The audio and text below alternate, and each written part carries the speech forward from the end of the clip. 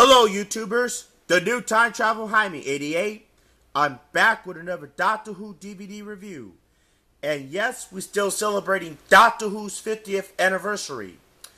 Today, I'm going to review another Doctor Who DVD review.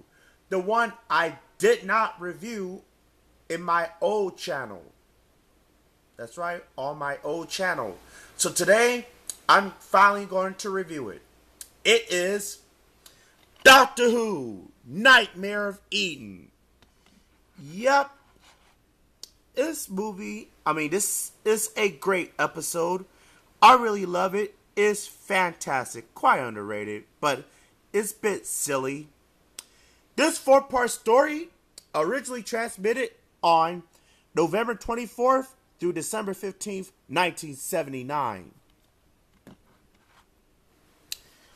The plot begins.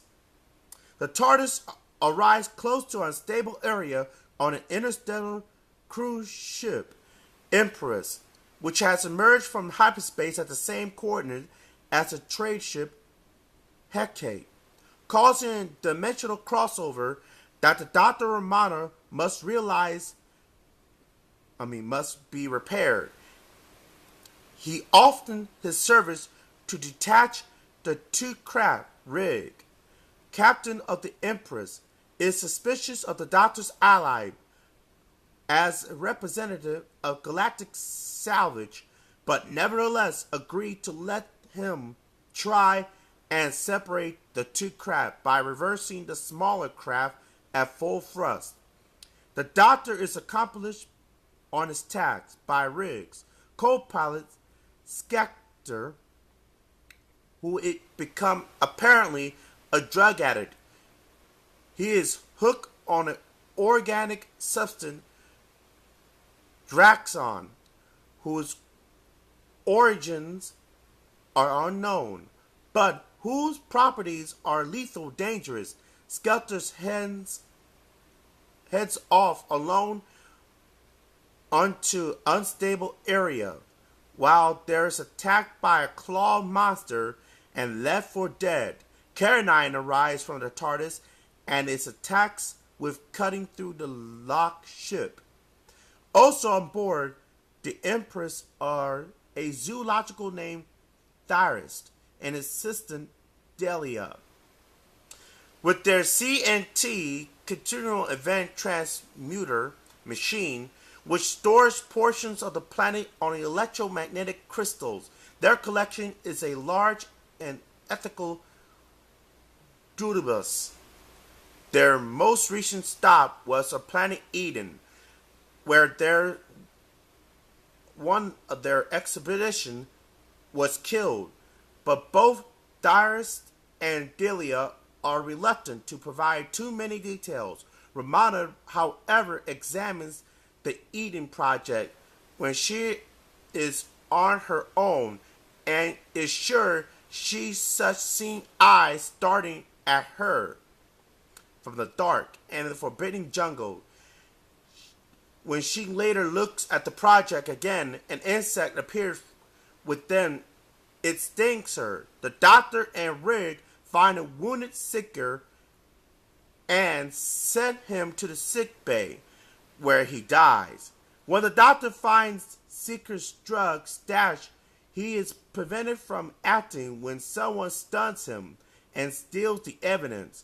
Once he has recovered, he returns with Rig and K9 to cut through the power source. Once a hole is made, a roaring creature appeared, flexing its various claws. K9 repelled the creature with a blast of fire, while the Doctor and Rig refitted the segment on the craft. The Doctor continued to try to separate the two ships while also trying the source of the Varox on the craft. Rig is positive there are no drugs on this craft, but events soon takes a sinister turn, which proves him wrong when Romana wakes up and an unseen hand spike her refresher drink with the drug, but it is Rig who ends up drinking it. He soon starts to show signs of addiction and altered prescription and heads off alone as his craving grows. After the Doctor and K9 fall once more to separate the two ships, he spotted a silver-suit stranger and pursued him through a passage deck and onto the blur area between ships. The Doctor loses his quarry but managed to realize him of a radiation band, which he drops and proves that he was on Tyrus' expedition team. In the past, the Claw Monster are loose near when the Doctor flees back to the Empress. He discovered Rig has become addicted and becomes apparently that Tyrus thinks Delia is the smuggler in a league with her late partner Stock,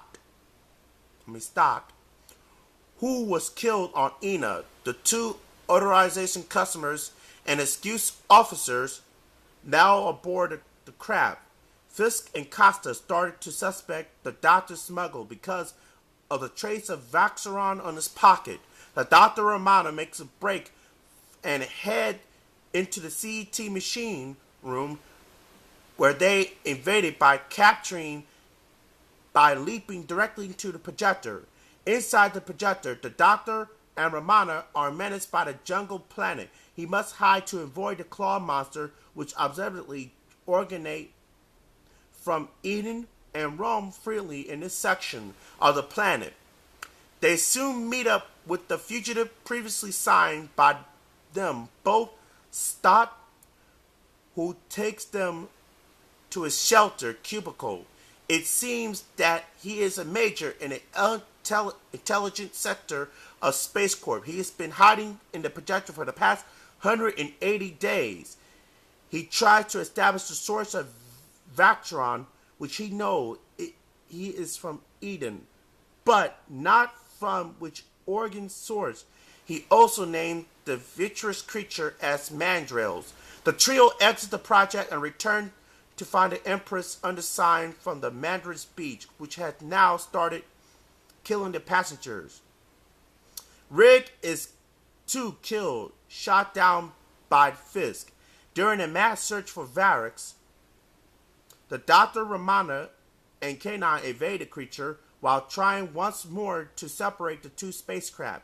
In the process, the Doctor incinerates one of the mandrills, which disguises into a raw Vanrik. The beasts are eventually source of the drug.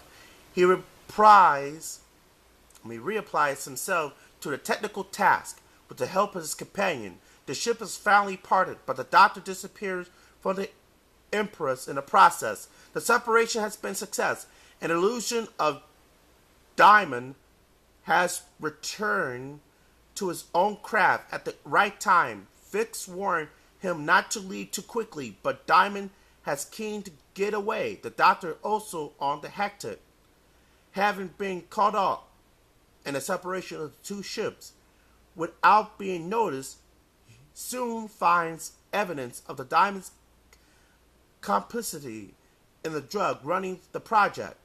Diamond returns to the Empress by shuttle, and the Doctor smuggles himself aboard back on the Empress.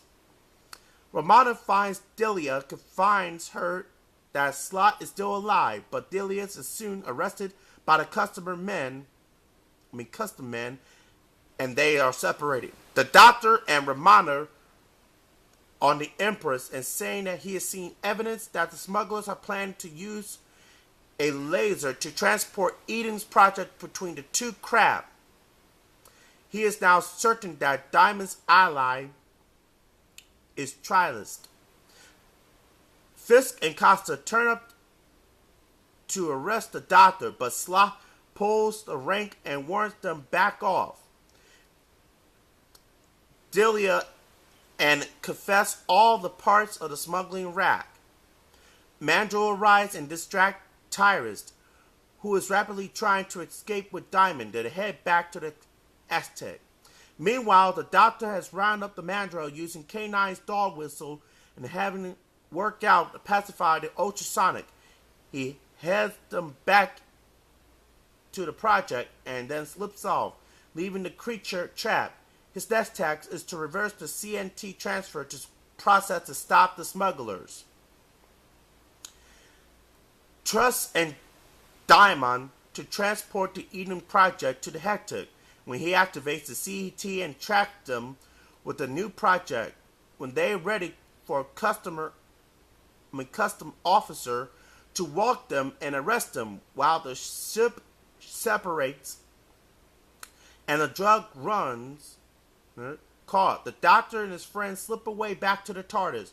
With the Eden project, the creature will now be projected back to their native planet. One can only hope nobody else discovered the Mandrel's secrets.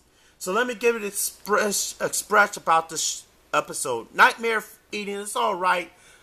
The creature, the puppetry, due to a lack of money.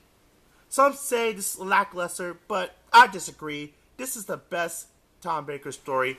Let's give it a 10 out of 11. Sorry, folks, my voice is kind of a little bit foggy because I have a cold. I apologize on that. Let's take a look at the covers. We have the two Mandrills with a puppet-like monster. Here's Romana, the Fourth Doctor, K9. The Tom Baker years, 1974 to 1981. Here's the BBC logo. Here's the spine. What's wrong with this picture? Oh, the 2 Entertain logo has been dropped for this release. Let's take a look in the back.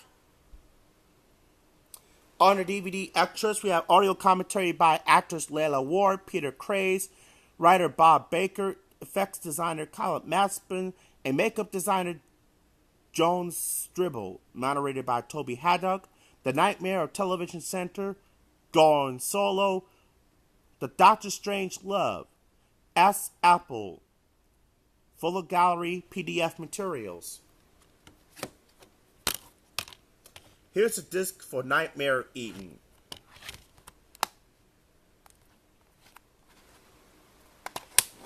Alright.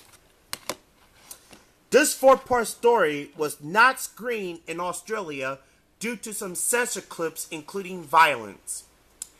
But that's it for this Doctor Who DVD review. This is the new Time Travel Jaime 88 saying goodbye for now.